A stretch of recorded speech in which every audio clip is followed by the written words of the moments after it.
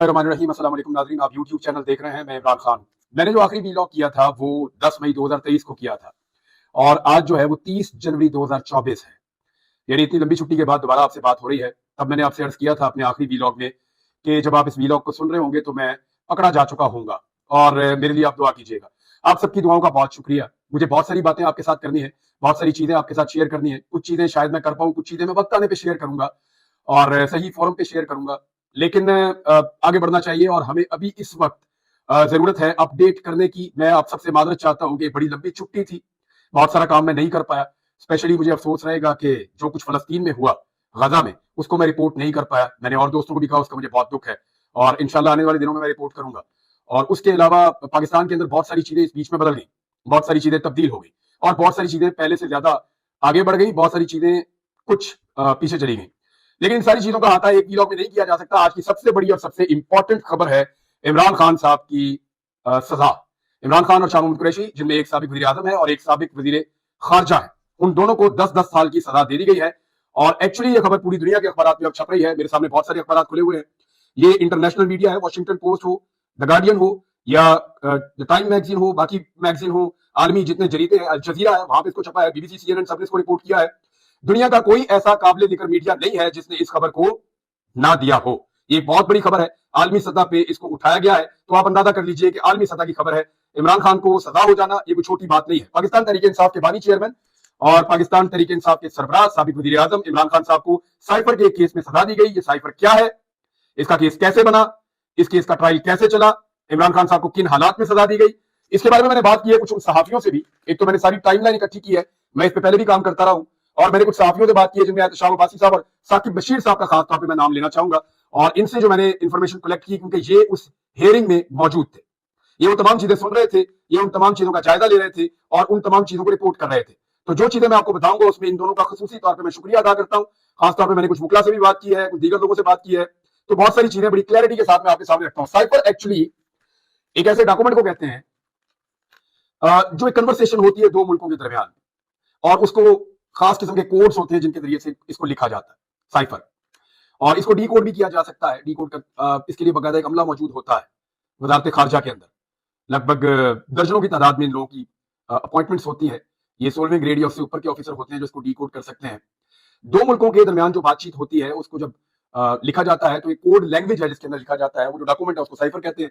इमरान खान साहब के बकौल उनके पास एक साइफर आया था और उनको इसके बारे में पता चला था शाह महमूद कुरैशी साहब के जरिए से, जिसमें अमेरिका ने मुबैना तौर पर इमरान खान साहब के बकौल ये मुतालबा किया था कि इमरान खान साहब की हुकूमत को गिरा दिया जाए। नंबर एक ये बात की गई थी। नंबर दो ये बात की गई थी कि जो ताल्लुकात रूस के साथ इमरान खान साहब के बन रहे हैं उस पर एक एतराज था। और नंबर तीन ये था कि अगर इमरान खान की हुकूमत नहीं गिरती एक तरीके अदम एतमाद के नतीजे में, तो फिर पाकिस्तान को उसके नताइज भुगतना पड़ेंगे। ये जो चीज है ये इमरान खान साहब ने सामने रखी थी पाकिस्तान के अवाम के। पहली मरतबा साइफर को सामने लाया गया था 27 मार्च 2022 को। इमरान खान की हुकूमत के खिलाफ जो तहरीक अदम एतमाद पेश की गई थी वो मार्च के दूसरे हफ्ते में पेश की गई थी, यानी 8 मार्च को वो तहरीक अदम एतमाद जो उसको जमा करवाया गया था। और उसके बाद 10 अप्रैल को इमरान खान साहब को घर भेज दिया गया था, उनकी हुकूमत खत्म हो गई थी।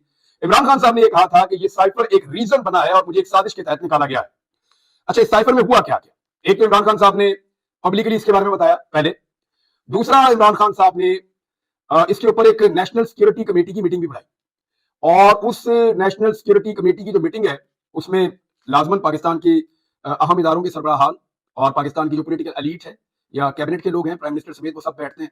तो उसमें अमेरिका को डिमांड किया गया था, यानी अमेरिका से एहतजाज किया गया था कि हमारे अंदरूनी मामले में ये एक ब्लेटेंट इंटरफेरेंस है, एक मुदाखलत है पाकिस्तान के अंदरूनी मामले में।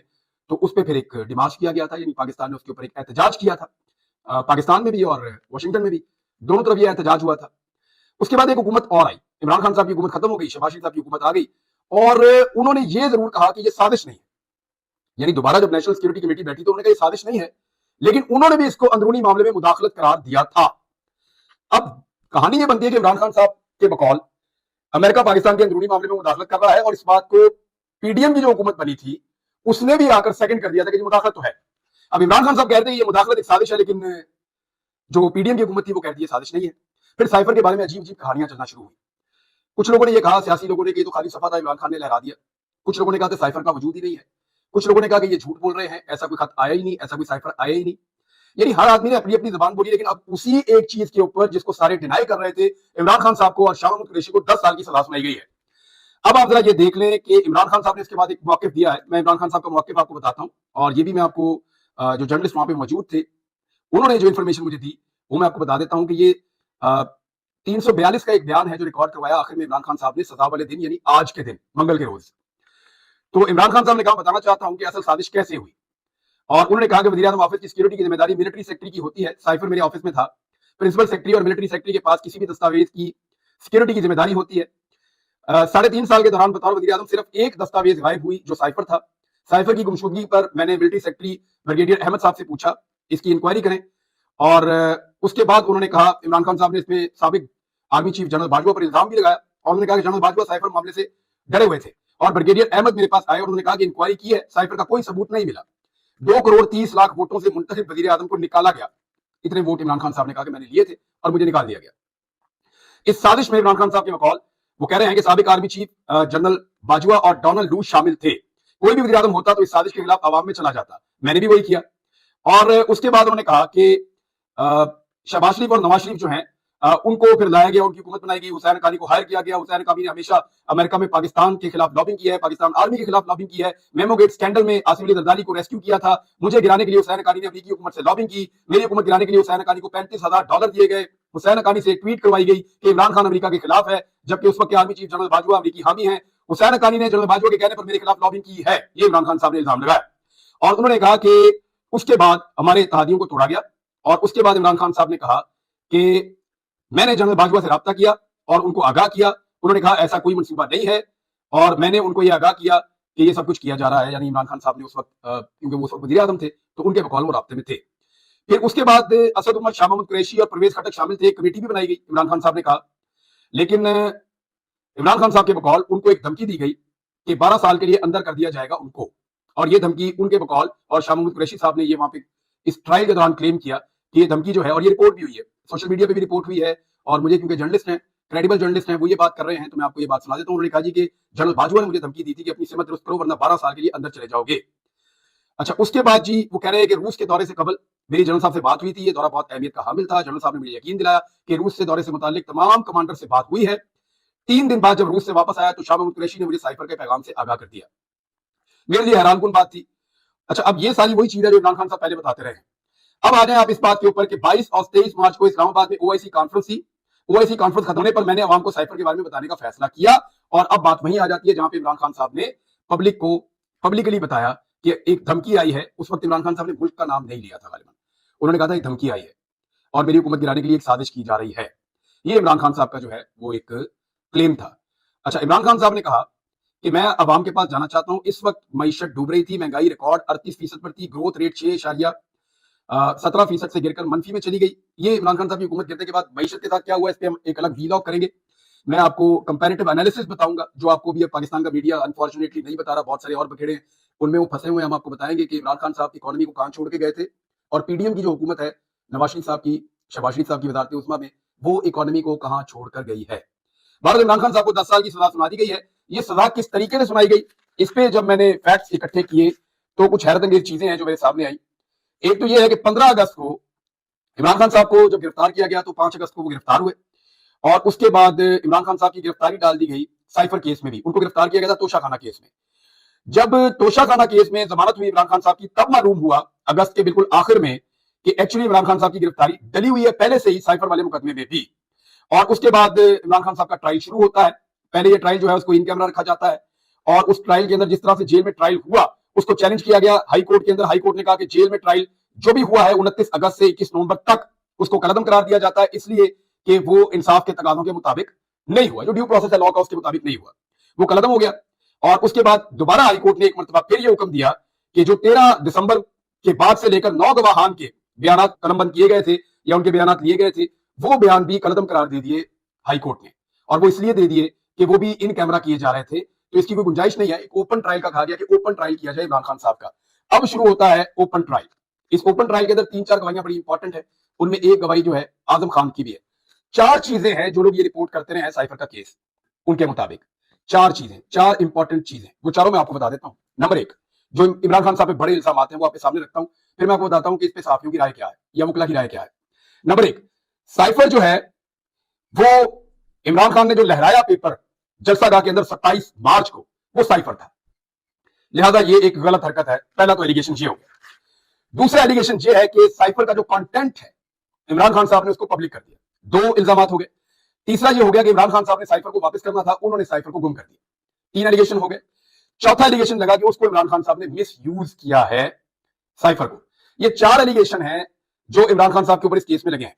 अब जो लोग इसको रिपोर्ट कर रहे थे, दो साथियों को मैंने नाम लिया, मैंने कुछ और से भी बात की है, जो लोग कोर्ट्स को कवर करते हैं, तो उन लोगों का ये कहना है कि जनाब ये जो चार इल्जाम हैं ये चारों में से एक भी साबित नहीं हुआ। नंबर एक ये है कि आदम खान साहब के स्टेटमेंट के ऊपर पहले इंसार किया गया। आदम खान प्रिंसिपल सेक्रेटरी थे इमरान खान साहब के, जब इमरान खान साहब प्राइम मिनिस्टर थे। उनके एक बयान के ऊपर इंसार किया गया कि उन्होंने कहा कि इमरान खान ने जलसागाह में साइफर की कॉपी लड़ाई है, साइफर को लहराया, साइफर दिखाया। अब थोड़े दिन पहले वो अपने बयान के अंदर इसको बदल गए और उन्होंने आकर कहा कि नहीं, मुझे नहीं पता कि उस कागज के अंदर क्या था, मैं नहीं जानता कि वो साइफर था या कुछ और था। तो ये जो चीज है ये एक डिफरेंट चीज हुई है। और ये जो एलिगेशन है कि वो साइफर था या खाली सफा था या कुछ और था, इसके ऊपर अब कोई सबूत, क्योंकि अदालत ने सबूत के ऊपर सजा देनी है, कोई सबूत या कोई ऐसी सॉलिड चीज मौजूद नहीं है। दूसरा, साइफर का कंटेंट पब्लिक कर दिया, यानी क्या वाकई जो इमरान खान साहब ने कहा उस साइफर के अंदर वही लिखा हुआ था? अभी तक किसी भी गवाह ने यह बात कंफर्म नहीं की, बकौल इन सहाफियों के किसी भी गवाह ने यह बात कंफर्म नहीं की कि साइफर के अंदर जो लिखा हुआ था इमरान खान ने वही बोला, और वो कंटेंट को कंफर्म कर रहे हैं। क्योंकि कंटेंट कंफर्म होगा तब ये डिटरमिन होगा कि इमरान खान ने वही कंटेंट पब्लिक किया या नहीं किया। दूसरा उन्होंने ये कहा। तीसरा वो कहते हैं साइफर को वापस करना था, तो इमरान खान साहब ने उसका एक जवाब दिया, वो मैंने आपको भी बता दिया। उन्होंने कहा कि मेरी जिम्मेदारी नहीं थी, मेरे ऑफिस के अंदर जो स्टाफ मौजूद था, चाहे वो प्रिंसिपल सेक्रेटरी हैं, चाहे वो एमएस हैं, ये उनकी रिस्पॉन्सिबिलिटी थी और उन्होंने देखना था डॉक्यूमेंट्स के हवाले से। और ये एक ही डॉक्यूमेंट है जो 3.5 साल के अंदर मिसप्लेस हुआ, इसके अलावा और कुछ नहीं हुआ। तो मिस यूज साइफर का तो तभी होता है जब ये ऊपर वाले आपके चीजें जो हैं ये दुरुस्त साबित हो जाती। तो ये चारों एलिगेशन हैं जो लोग इसको रिपोर्ट करते हैं, उन्होंने बहुत अजीब लगा। अब आ जाए उस टाइमलाइन की तरफ, इस केस को कितनी उजलत में और किस तरीके से चलाया गया। नंबर एक तो ये है कि इमरान खान साहब के वकला की ताखीर की वजह से मामला आगे रुका हुआ था और उस पे जो जज साहब थे, जज साहब ने ये किया, जज अबुल हसनात साहब, उन्होंने ये किया कि मौका दे दिया सरकारी वकला को कि वो इमरान खान साहब का डिफेंस करें। और इस पे इमरान खान साहब ने और शाह महमूद कुरैशी साहब ने दोनों ने प्रोटेस्ट भी किया।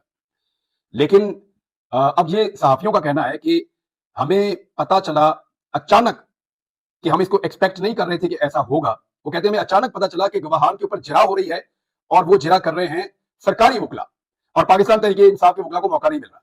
फिर पाकिस्तान तहरीके इंसाफ के वकला भी आ गए अगले दिन, और उन्होंने आकर कहा अदालत में कि जी हम इस अदालत के ऊपर अदम एतमाद करते हैं, हमारी मौजूदगी में कैसे सरकारी वकला जिरा कर सकते हैं। तो जज साहब ने दोबारा सरकारी वकला को ही मौका दिया, ये कहते हुए कि क्योंकि आपने मेरी अदालत में अदम एतमाद कर दिया है, लिहाजा आप मेरी अदालत में अब जिरा नहीं कर सकते। मुझे जो इन्फॉर्मेशन मिली उसके मुताबिक ये अब सरकारी वकला जिरा कर रहे हैं, इमरान खान साहब के वकला खड़े हैं। ये क्योंकि मैंने बार बार कंफर्म किया कि क्या ये सच है कि इमरान खान साहब के वकला की मौजूदगी में सरकारी वकला जो है वो जिरा कर रहे थे गवाहान से, हालांकि यहाँ के इमरान खान साहब के वकला का होना चाहिए था। इस पे इमरान खान साहब ने और शाह महमूद कुरैशी साहब ने तहरीरी तौर पर प्रोटेस्ट भी किया और इसके बारे में कहा भी। तो इस पे मुझे कंफर्म किया गया कि ऐसा हुआ। और जब इमरान खान साहब के वकला ने बार बार इंटरप्शन की तो जज साहब उठकर चले गए। जज साहब एक दूसरे कमरे में गए, 3 सहाफियों को पैगाम आया कि आपसे एक बात करनी है, जरा काम है, आप साइड पे आ जाएं। 3 सहाफियों को दूसरे कमरे में पहुंचाया गया और सरकारी वकील भी दूसरे कमरे में पहुंचे और साथ ही साथ गवाहान को वहां पे जिरा करना शुरू कर दिया गया। और अचानक पुलिस आती है, इमरान खान साहब को और शाह महमूद को कहती है कि आप उस कमरे में आ जाएं, वहां पे जो है वो जिरा हो रही है और कानून की कार्रवाई आगे बढ़ रही है। इमरान खान साहब ने जाने से इनकार कर दिया, जबकि शाह महमूद कुरैशी साहब वहां पे चले गए कि वन साइडेड कार्रवाई ना हो जाए। तो इस तरह से ये जिरा मुकम्मल की गई है। इसकी वैसे कोई मिसाल तो नहीं मिलती, बहुत उजलत में बड़ा स्पीडी किस्म का, तूफानी किस्म का ये ट्रायल हुआ है इमरान खान साहब का, लेकिन इसमें बहुत सारे लकूनाज रह गए हैं। मैंने जिन कानूनी माहिरीन से बात की या मैंने जिन रिपोर्टर से बात की, उनके मुताबिक इसमें इतने ज्यादा कानूनी सुकम है कि इस केस के अंदर इमरान खान को ये सजा है ये फौरी तौर पे मनसूख हो जाएगी, मुअत्तल हो जाएगी। सजा कैसे सस्पेंड होगी? इसमें 2 चीजें होंगी। पहले इमरान खान साहब की सजा सस्पेंड होगी और उसके बाद इमरान खान साहब की जमानत होगी। ये दावा किया है मेरे जराये ने, जो रिपोर्टर्स भी हैं और जो कानूनदान भी हैं। उनका ये कहना है कि ये 1-1.5 महीने का प्रोसीजर ज्यादा से ज्यादा लग सकता है, लेकिन ये केस ठहरेगा नहीं।